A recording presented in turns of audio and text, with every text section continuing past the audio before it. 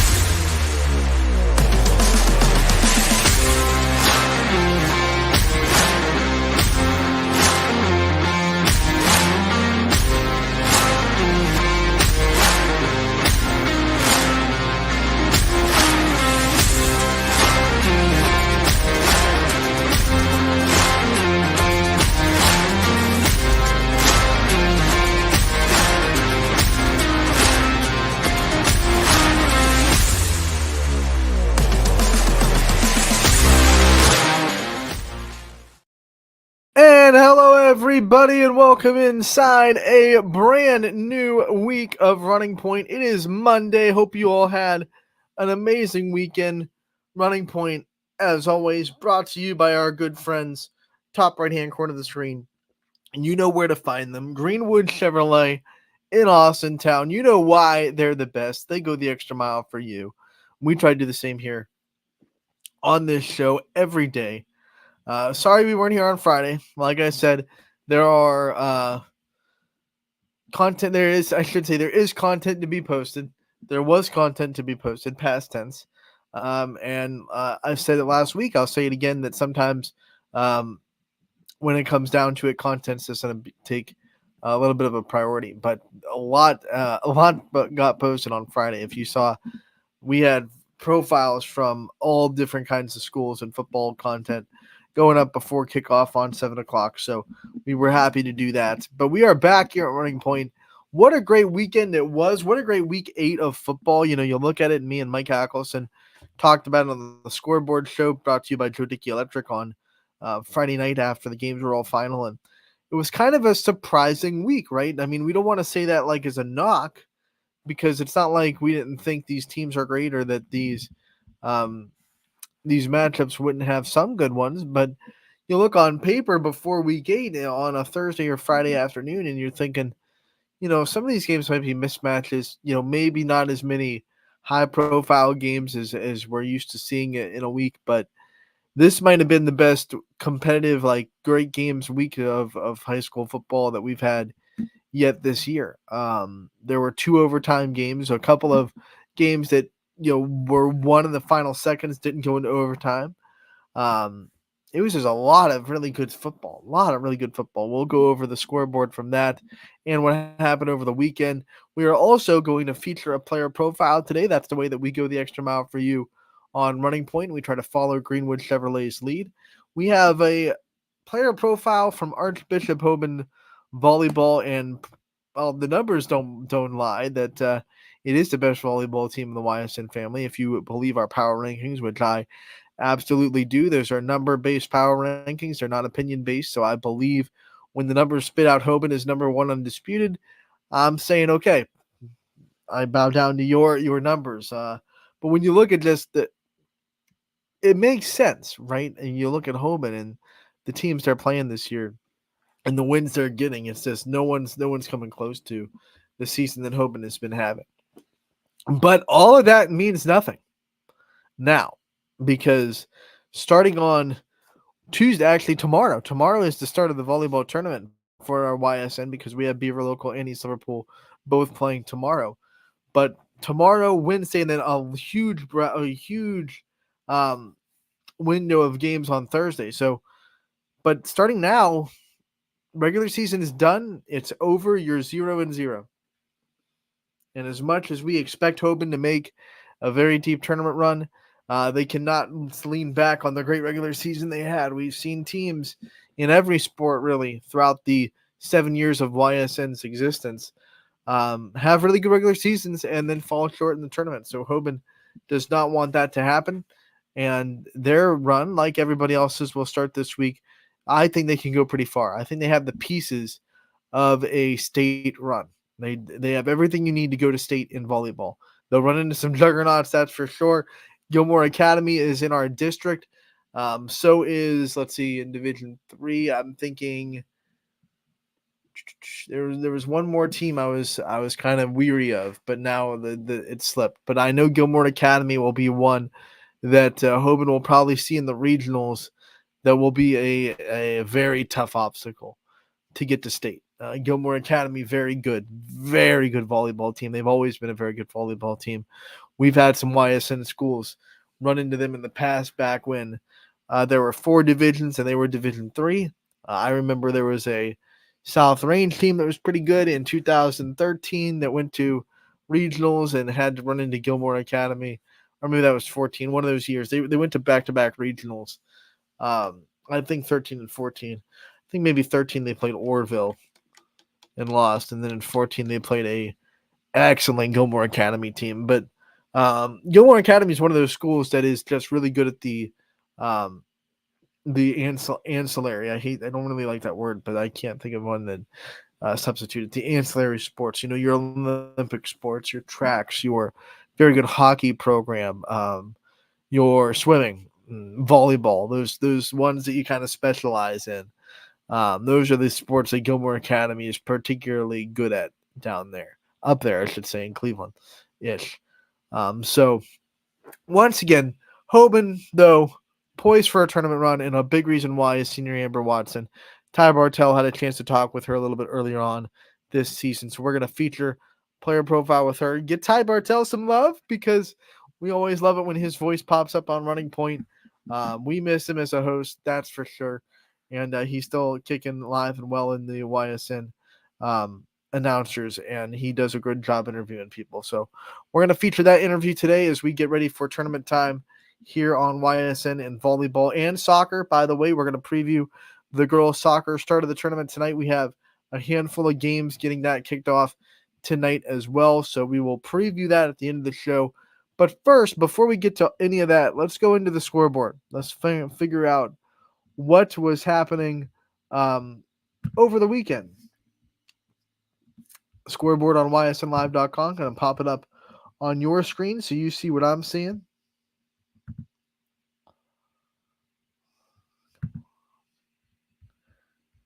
And full screen it so you don't have to look at me trying to get an inch away from the computer screen while I'm seeing these scores. The YSN scoreboard is a great tool for the YSN fans, whether you're at one of the games or watching one of our broadcasts. Either way, you don't want to look away from the action for too long. And the YSN scoreboard is a great and easy way to get live updated scores across the YSN family, whether it be your best friends or heated rivals. You want to see what's going on with them. The YSN scoreboard's a great, the best way to do it, and it is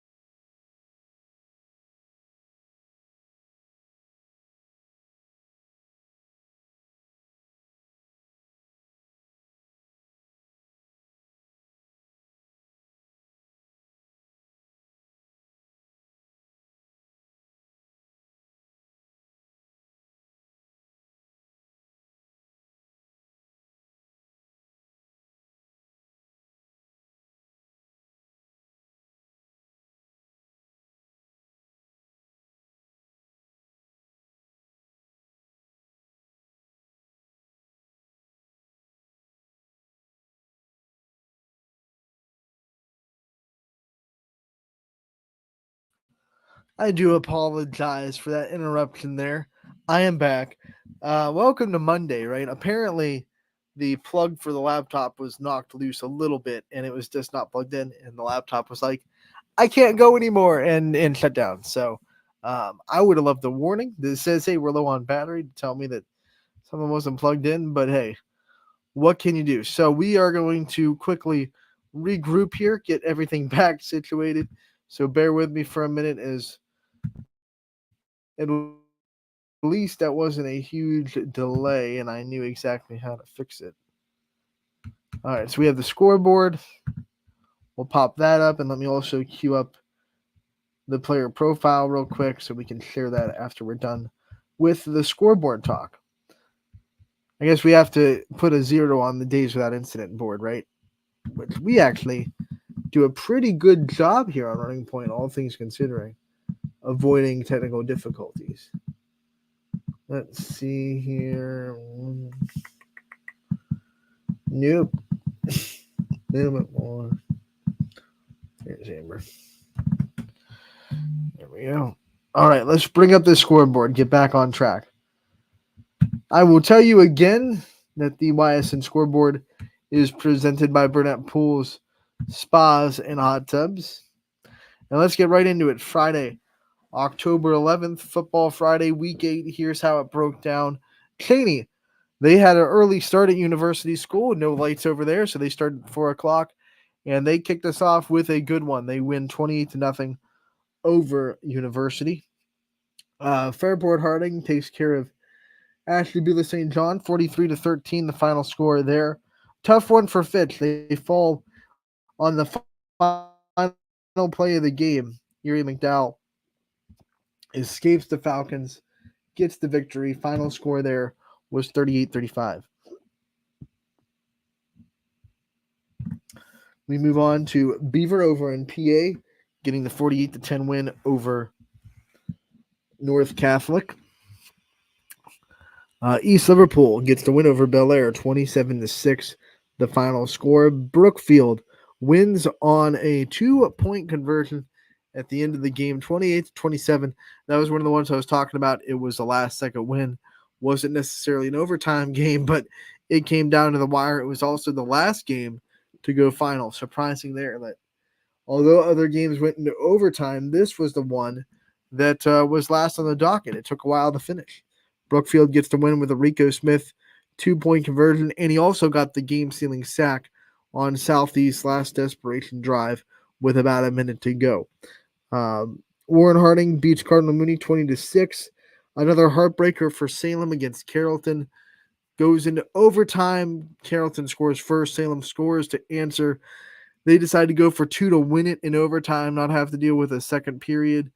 And they just could not get it quite in the end zone. I think it was fumbled right before the goal line. So Salem, another heartbreaker for them, 35-34 against Carrollton. Conneaut able to edge out Edgewood, 29-27. Big win for the Spartans on the road, spoiling homecoming for the Warriors. Crestview all over champion, 43-7, the final score there.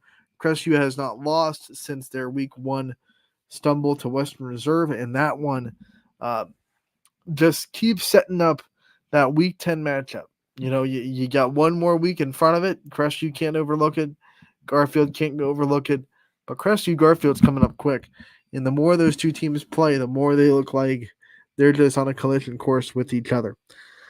East Palestine gets the win in overtime over Columbiana, 34-28.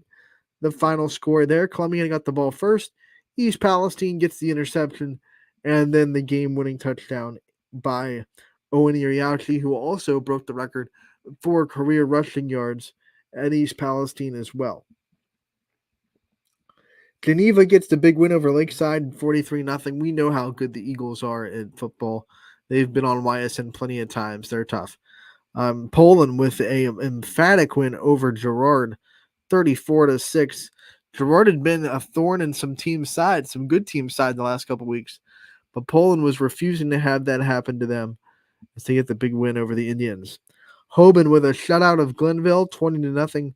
The final score there. Rootstown gets the win by 20 over Grand Valley, 42-22, the final. Green all over Louisville. That's the first team that was able to beat the Leopards by more than one possession, 28-0. The final score for the Leopards. McDonald is able to run away from Campbell, 41-7. The final score there. Indian Creek in a defensive game. See, this was one of the big shockers because last several games for Beaver Local, very offensive, very high scoring. And this one, both teams were really led by their defense, 14-0. Indian Creek, though, comes into Beaver Local, shuts out the Beavers, gets the win. Jefferson falls to Madison, 44-6. The final score there inside the 88. Hubbard with a big win over Lakeview, 30-20. The final score in that one. We go into the EOAC, and Latonia put up a fight. They really did. They weren't going anywhere in the Spaghetti Bowl. But in the end, Lisbon with a couple of late scores, some big defensive stops. They get the win 42-28 over Latonia. But that was probably one of the best games the Bears played all year and in quite a while, too. I mean, they've been really struggling as a program. We all know that. But they have kids that fight, and they really put their foot in the ground on Friday night. I was really impressed with the Bears. Talk about being impressed. Liberty with the big win on the road at LeBray, 22-16. The final score there. They're a team constantly every year. Tough start to the season. Really good second half of the year. It's like clockwork. And here's Liberty getting some big wins down the stretch. Lowville was able to hold off Jackson Milton after a very competitive start to the game, 34-17. The final score there, the Rockets double up the Blue Jays. Garfield all over Newton Falls, 40-0. The final score there. Like I said, the G-Men and the Rebels, they are full steam ahead, and they're looking like they're going to have a collision course come week 10. But they have to take care of next week first. Perry all over Harvey, 49-13. The final score there. South Range, no problems in Niles, 41-0. The Raiders get the win in that one. Springfield and Middle Ridge do some really good football, really good battle in Middle Ridge. The last touchdown of the day, though, belonged to the Tigers, and they get the win 34-27, the final score. They were down by, I believe, one. Yes, 27-26. Scored the touchdown and the 2-point conversion to go up by 7, and were able to hold on to that lead. Struthers gets the win on the road at Rayan Stadium, 26-6. The final score there over East. East was a 5-win football team, so that was not a cupcake win for Struthers. It's a very impressive road victory for the Wildcats. How about road victories? You talk about impressive. Y'all, Villa Anna St. Joe's was a very good team, 6-1 coming into Week 8, just like Ursuline. They're opening a brand new stadium. They had all the energy, all the momentum, all the emotion with them. And Ursuline came in and spoiled the party a little bit, 24-17. Ursuline with a big win, 7-1. This is the win that kind of proves to people, if they didn't believe already, which I kind of already did, that Ursuline's a team that can make a deep playoff run, because that's going to be a team they could run into. They're going to run into a team like Villa Anna St. Joe's that's very good. And maybe it might be on the road. Maybe it might be not on the road in the sense that you're going to the other team's stadium, but on the road, long drive, hour and a half away, hour away. What can you do when you're far away from Youngstown? Ursuline proved on Friday, at least, that they can do quite a bit, and that's a big win against the Vikings. Southern Local outlasts Valley Christian 31-14, was the final score there. Just a wonderfully played game by Southern Local. They executed every part of their game plan.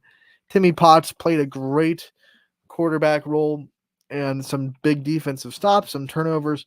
They survived a onside kick recovery by Valley Christian that could have been a swinging play of the game. The Valley Christian scored to make it 24-14, and then they got the onside kick. Man, imagine if they go down and score again, and it's 24-21, and then it gets real dicey. But Southern Local was able to hold their ground on that defensive drive.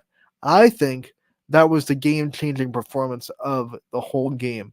their defensive performance in that drive after the onside kick, when it seemed like, oh, here comes Valley Christian. They're swinging the momentum right back around. The Indians defense said not so fast. Warren JFK gets the big win on the road against St. Thomas Aquinas, 47-0.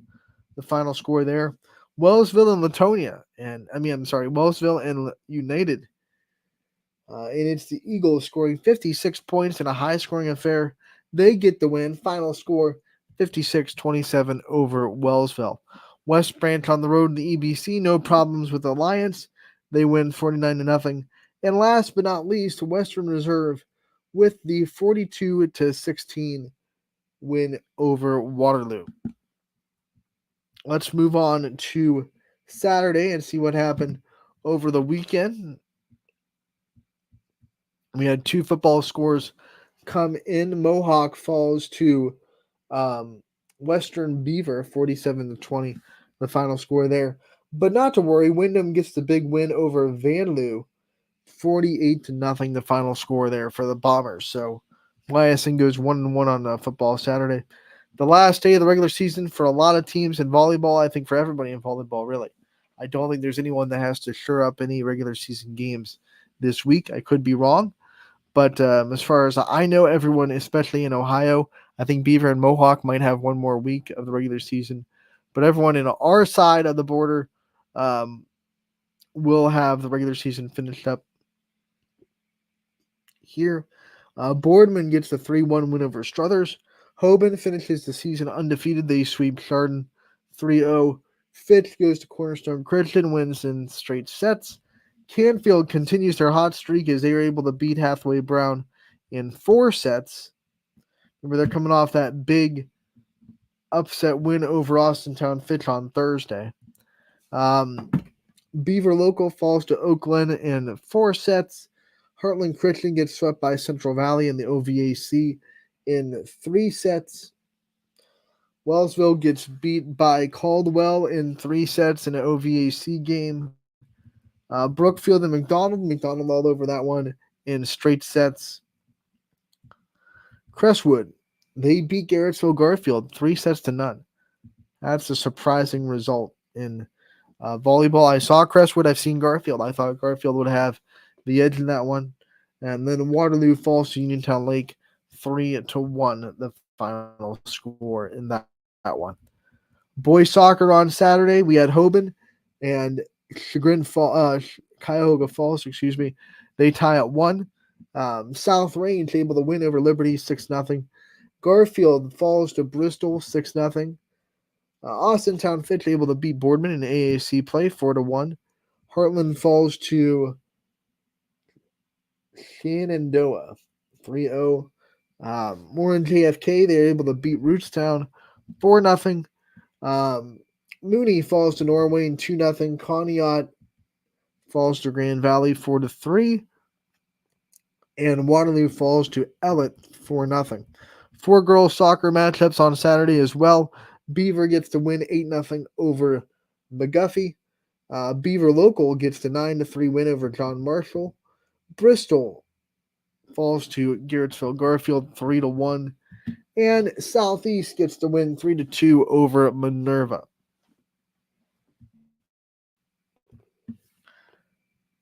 So that'll do it for the scoreboard over the weekend. We are going to take down the scoreboard real quick. We'll get back to it at the end of the show to go over what's happening tonight, tournament time in girls soccer. We'll preview that. But first, we're going to pay some bills, take a commercial break. We'll be right back on Running Point. Brought to you by our good friends over at Greenwood Chevrolet in Austintown. Back in a bit.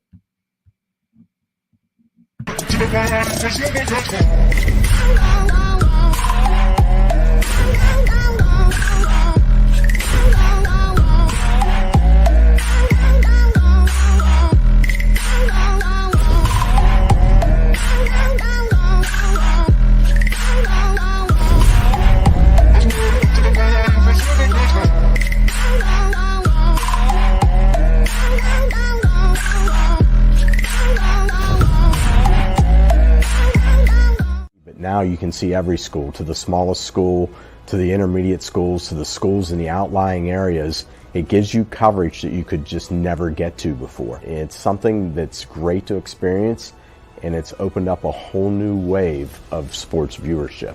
The possibilities are endless here at YSN. Push the envelope every day. Try something new. If it works, great. If it doesn't, well, let's try another angle, and we just keep moving forward. My name is Mike Ackelson, and my sports network is your sports network. What can you do on over 5,000 acres? At Mill Creek Metro Parks, you can discover unique habitats and wildlife, create memorable family moments, experience history, heritage, and park programs, explore scenic landscapes, take time to relax and be well, connect with nature and each other. Come see what's new at Mill Creek Metro Parks. Plan your trip now at millcreekmetroparks.org. Going the extra mile at Greenwood Chevrolet means taking care of our local customers. And it's just a great feeling to put them in a vehicle and get them all excited about a new vehicle. At the end of the day, our goal is to be someone our customers can count on. And every day I'll go the extra mile for the community so they can trust us. To do anything that would convenience the customer or make them feel more at home. Realizing, number one, that we're here for them and that we're not going to go away. That's what going the extra mile means, only at Greenwood Chevrolet. Welcome back to Running Point on ysnlive.com, brought to you by our good friends that you just heard from, Greenwood Chevrolet in Austin Town. They go the extra mile for you. We try to do the same here on this show every single day. And one of the ways we do that, of course, is our player profiles that we're able to feature. We are going to do that now. We're going into Archbishop Hoban, and we're also going to hear from Ty Bartell. He had a chance to interview one of the volleyball stars down there in Hoban of the undefeated Knights team so far this year as they get ready for tournament time. He got to talk to Amber Watson, and it is a great interview. We hope you enjoy it here on Running Point. Ty Bartell in with another edition of Player Profile. This time I'm with one of the queen of kills over there in Archbishop Hoban High School, Amber Watson. I like to call her Amber Swatson as well, joining me today. Amber, how are we doing right now? I'm doing really good. Thanks for having me. Yeah, no problem. Thanks for joining me today. I want to talk about your role on this team. You're one of the top kill getters too, and you talk about this team for the last 2 years. In the last 40 matches, you guys have only lost 17 sets, one match in those last 40 as well. It's a really good team. You returned just about everybody from last year -1. Talk to me about your role on this team. Talk to me about playing with this team, how much success you guys have, and how you're able to go up against these gargantuan programs night in and night out and show that you're able to compete and you're right there with them. Yeah, being a part of this team is like truly special. You know, like you said, like we only had one senior last year, so pretty much everyone returned. You know, winning these matches it's tough, especially in our match on, what day was that? Wednesday versus Magnificant. That was a tough one, and we were just so gritty within it, and that was so great. And just having the success that we have had this season is just so special. I want to talk about your development in the sport of volleyball too, because I mean, I'm not even exaggerating when I say you're probably one of the most athletic volleyball players I've seen, especially in our network and every team that we got on the YSN family too. Talk to me about how much work goes into this sport. When did you start in this sport, and how much have you put into developing yourself into it? Yeah, so I started playing when I was 6 years old. My mom, she played volleyball in college at Malone University, so she kind of got me into it and then started me off with some like clinics and stuff like that. And then I started playing club when I was 12. You know, I put a lot of work in outside of volleyball. I do a lot of lifting 2 to 3 days a week outside of the season. So just a lot of extra work, extra reps, you know, to be the best that I can be on the court for my team. What was one of the biggest challenges that you had when developing yourself? Like, what were those things that you had to kind of, I guess, overcome or get yourself to be up to par at, I would say, I guess, when you were developing yourself? So I originally started playing middle, which is why I'm able to hit some of the balls inside, like ones and slides. I'm able to run those pretty good. But I started there, and then as a middle, you don't really pass a lot because, you know, you have the libero going for you. So just trying to adjust to the 6 rotation rule was a little difficult because serve receive is tough. Even now it is. So just kind of taking the reps, doing the reps for that was probably the challenging part, but it's fun. So when you talk about the team that you get to play on too with the Knights too, Talk to me about just what makes you guys so tough to I guess beat. I mean, so no matter you talk 3-set losses this season. I mean, you girls are doing an incredible job. What is it about your team? What do you think it is about the team that makes you guys such a good cohesive unit? Because we see teams that have the talent but don't necessarily get the wins like you guys are. Yeah, so on the talent side, we have so many good players. Like our front row is we have quite a few hitters that can put the ball away really easily, which helps a lot. And then our back row, get those balls up for the team. Like skills wise, we're great. We have a lot of volleyball IQ, but on the other side, we're a really close knit group. We played together for a really long time so far. So, and then also just that family aspect on the team. Our little motto thing is "we over me." So when we go out on the court, trying to rise above those other teams is really important for us. You also talk about the family aspect. I'm also interested to know the family aspect inside your family too. You talked about your mother being in college volleyball and getting you into it. Talk to me about that relationship. Talk to me about just your family relationship as a whole too, family support within the sport. Yeah, so pretty much my whole family played volleyball on my mom's side. Her cousins went to Hoban, they all played volleyball. My mom played volleyball at Hoban, her sisters played volleyball. Her sisters were actually part of the state championship team back in 1992. So hopefully we can run that back this year. That would be awesome. But just having my mom there to support me at matches and stuff has just like been such a blessing.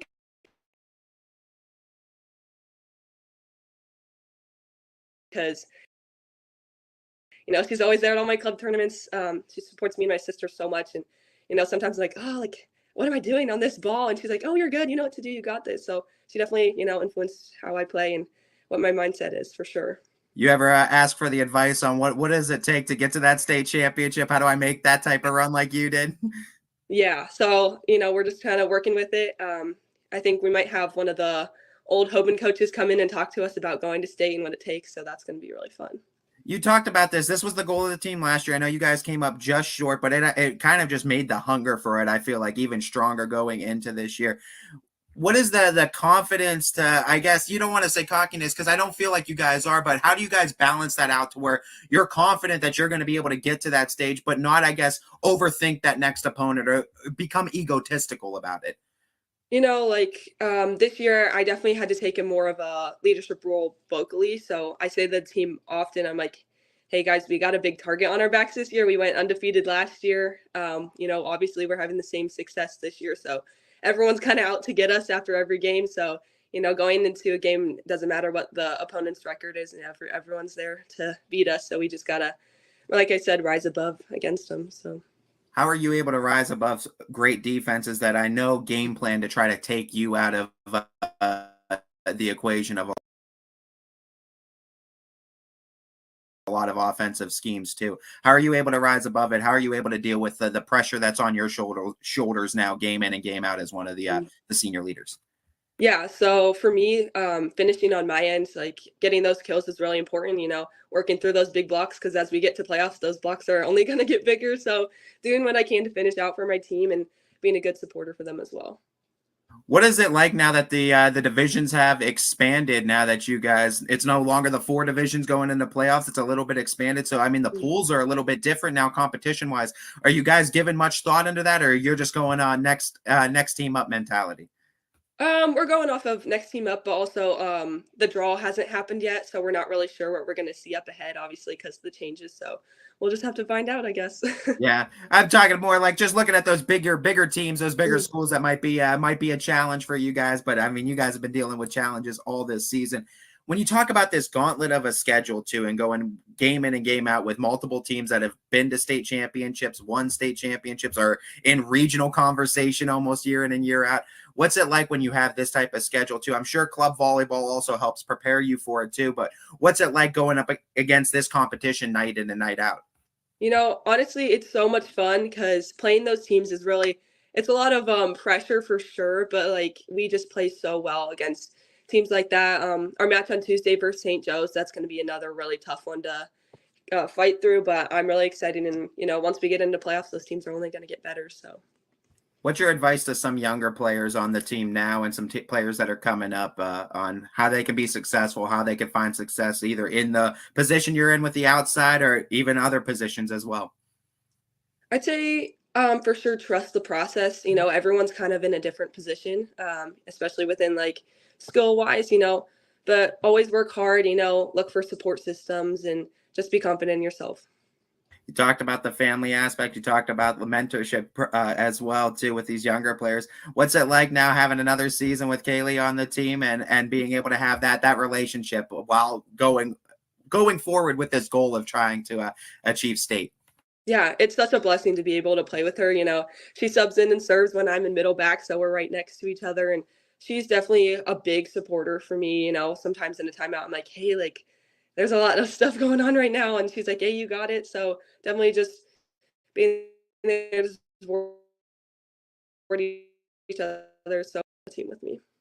What was that like for you? You talked a little bit about having that take a more vocal role being a senior leader. What was it like for you knowing that this year was going to be your year? You had to take over as one of the seniors too. Only one senior last year. Now it's your time to sort of shine, right? What was that like for you to kind of take on that senior leadership role? I'm not gonna lie, it was a little uncomfortable at first because, you know, Sophia Day last year, she was a great senior leader. She kind of took over the more vocal stuff, and I was more the lead by example and, you know, support everyone. And I still do both of those things, but just kind of taking that more vocal role and being a little more assertive has been really important. I actually talked to Soph before the season started and said, hey, like, do you have any advice on, you know, what I should do to help be a better leader for this team this year? And she gave me some really good points. What is some of the best advice you've ever received in your volleyball career too, as far as just maybe sometimes you were down? What is some good advice you've received that you kind of keep in the back of your mind time in and time out? Um, I'd say like definitely having positive mental talk, because that's really important, you know, in matches, especially, you know, serve receive is a very mental game rather than physical. So that's just an example, but definitely just having a positive mental talk towards yourself will only lead to more positiveness on the court and towards your teammates. You talk about that, and we talk looking at that Magnificat matchup.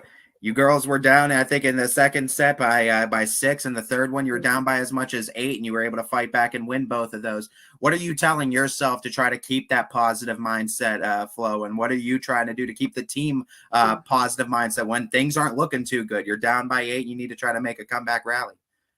Yeah, like for example, I'll look at what is on the other side of the court. Like, they have a weak player in right back. So I'm like, if I can score on this point, get that little bit of momentum for my team, we can push off from here and, you know, talk about it and push off and hopefully gain the lead after that.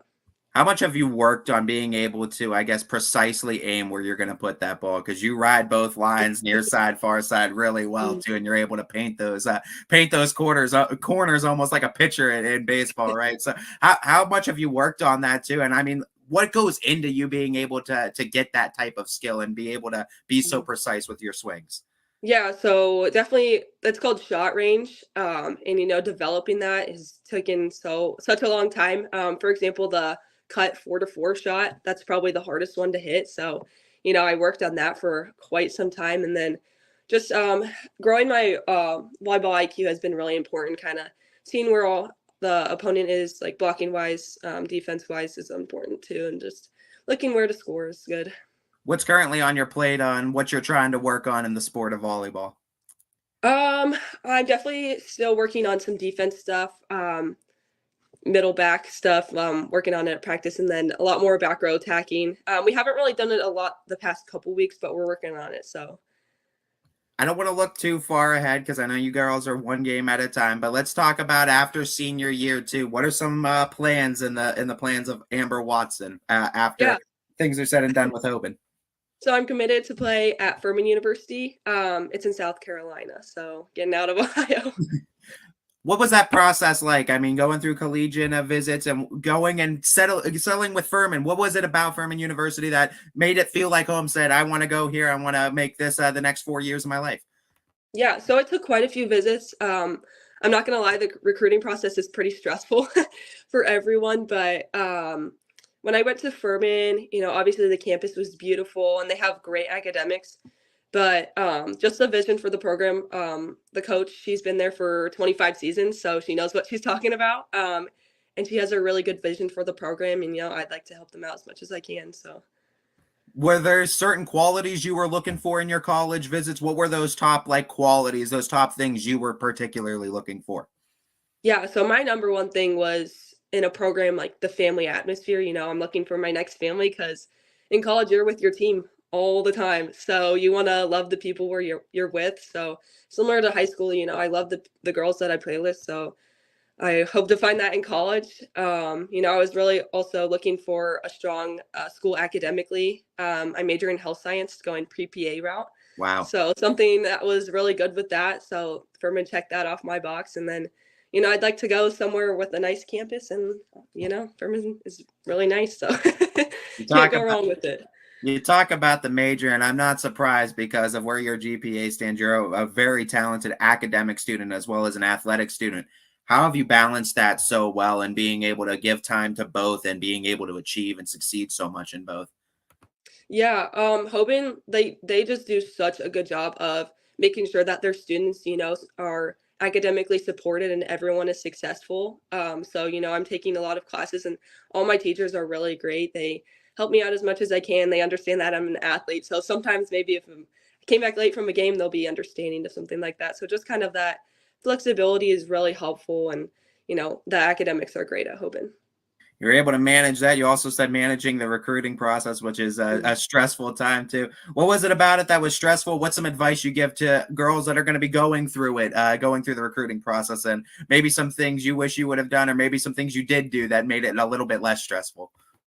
Stressfulness, I'd say mostly just, trying to find that right fit can get stressful at times, especially, once you see all these other girls committing and you're like, oh, I really want to commit soon too. But, some advice I'd give is like, trust the process. It might be long and it might be hard, but, you're going to end up where you're supposed to be. And, that's important, just finding your right fit. Couple more questions for you. I can't go without us talking about Coach Maloof. He seems like he is one of the better minds in the sport of volleyball that I've ever gotten a chance to talk to. It feels like he always has something new he could spark up a conversation with. What is it like being coached by Coach Maloof and being under his mindset in high school volleyball? Yeah, Coach Maloof, he is great. He's probably my favorite coach that I've ever been coached by, including like club. Like he's probably my favorite. I just have such a good like player coach relationship with him. Like he understands how I feel and he's always there to support and help out. And, his volleyball IQ is crazy. So, sometimes I'll just be like, hey, what's open on the court? He'd be like, all right, do this. And then I'm like, okay, I see that. So, he's just so helpful and he's very supportive of all of us. Shout out the coach, but I also want to give you the chance to shout out and spotlight whoever else you may like now. This is your chance to spotlight those who have been there for you and people you just want to give a shout out that have been there for you. Well, first I want to shout out my family because, they're my number one supporters, my parents, my sister, and then my little brother. He's a freshman at Hoban this year, so he's been coming to a lot. Definitely my grandparents as well, my friends, and then, all the people at Hoban who are there to support, so. Well, Amber, we absolutely love having you on for another edition of Player Profile. We love being able to showcase your volleyball career here at Hoban too, and showcase what you've been able to do for them. If you haven't checked out the Knights yet, folks, you need to. This is one of the best volleyball teams we have in the state, and certainly one of the best we have on the network. They are 15-0 for a reason. This has been an edition of Player Profile with one of the senior leaders, Amber Watson. One, great job by Ty Bartell. Want to give him another shout out. Great interview. And he's been covering that team for the last 2 seasons since we've had them aboard on YSN. Hoban's a great volleyball team. What can we say? 22-0. They were 15-0 at the time of that interview. Now they have capped off a 22-0 season. They're getting ready for the postseason. They have won the power rankings, and it wasn't close, guys. It really wasn't. The points, the computer points they got were here. Crestview was here, and there was a big gap between even Crestview and 3, and then there was a lot of closeness between 3 and 10. The top 10 was very close when you look at 3 and below, but Crestview ran away with kind of the local teams, I guess you could say, and then Hoban came in with just a monster schedule that they put together, and they won every single game they played. Was really impressive. They beat the 1 seed, I believe, in the Northeast 1 district of Division of the Northeast District of Division 1, and the 3 seed in the Northeast District in Division One. That's just a sample size of some of the caliber of teams they've played and beat this year. Amber Watson, a big reason why, playing D1 volleyball at Fordham. I would love, and I'm just kind of putting this out into the ether. Maybe if they both go to regionals or they both go to state, maybe a scrimmage, an exhibition with Hoban and Crestview. Just saying, if they're both alive, they'd both be undefeated and wouldn't count towards their record, but it would be fun to watch, man. And that might be like the first scrimmage I pushed to get streamed on YSN, because I think a lot of people would love to watch that matchup between Hoban and Crestview if it were to happen, even in a scrimmage setting. That would be fantastic. I love to see it because they're both so good. They're both so talented, and they both beaten really good teams to prove it too. So with that being said, let's get ready for tournament time. But today, girls soccer is in the spotlight. We'll bring up the scoreboard for you and show you what games are happening across the YSN family tonight in soccer. Let's switch off a Saturday and get us to today, which is October 14th. And here are the soccer games on the slate today. Every game that you see, except for the ones in PA with Beaver and Mohawk, are tournament games. Now, Beaver and Mohawk are both in the final week of the regular season for girls soccer, boys soccer, and volleyball. So their games this week will be regular season games. But everyone on the Ohio side of the border is going to be on tournament time. So here we go. Brookfield is going to be on the road against Northwestern. Springfield against LeBray. You have Lake Center Christian against Grand Valley. You have Boardman against CVCA. You have Howland getting their tournament time started. They play Midview. Canfield starting off. They have Talmadge up. You have Lakeside going to Holy Name. Edgewood and Crestwood getting together tonight. You have West Branch. They host Ravenna. Ursuline going on the road against Canton South. You have Struthers and Salem matching up, an all-YSN matchup. Another all-YSN matchup in Jefferson and Perry. You have Girard and Lakeview. How about that? An NE8 matchup in round one of the tournament. Orange goes to Field. You have Hubbard hosting Conneaut, another all-YSN meeting. You have Niles. They'll be hosting Trinity. Niles, a very good soccer team, won the NE8 for the first time in program history. And then regular season games, Beaver will be hosting Hopewell tonight, and Mohawk will be hosting Riverside. In that boys soccer, we have that one game from Beaver. They will be traveling to Riverside tonight on the boys soccer side of the action. When you're looking at broadcasts for tournament time, I want to remind everybody that the only way we'll be able to broadcast tournament games for volleyball and soccer are the games that get sponsored. So if you want to see your team's tournament run on ysnlive.com, reach out to us about a sponsorship and how to get those games up and running. We would be more than happy to be there, but we do get a pretty hefty payment asked to us from the OHSA, so we do have to make sure we're covered with that. So sponsorships are the way to go for that. So we can still give you the game for free. We don't have to make you pay to watch it, but we do have to have someone in your community, whether it be the Booster Club or a business or whatever it may be. We've had parents band together and put up the money for a game to get covered. So if you're a fan of one of these teams that's starting their tournament run and you want your game broadcasted, make sure to reach out to us about sponsoring your tournament games today. I think I've covered it all. We have the girls matchups tonight. Tomorrow we'll be back. We have a couple of volleyball tournaments getting started. East Liverpool Beaver Local tomorrow. Boys soccer tomorrow kicks off, and we're going to have some fun. So come back here tomorrow. We'll be back here live from 1 to 2, and we'll have some fun as well. Running Point, always brought to you by Greenwood Chevrolet in Austintown. Thank you so much for tuning into this one.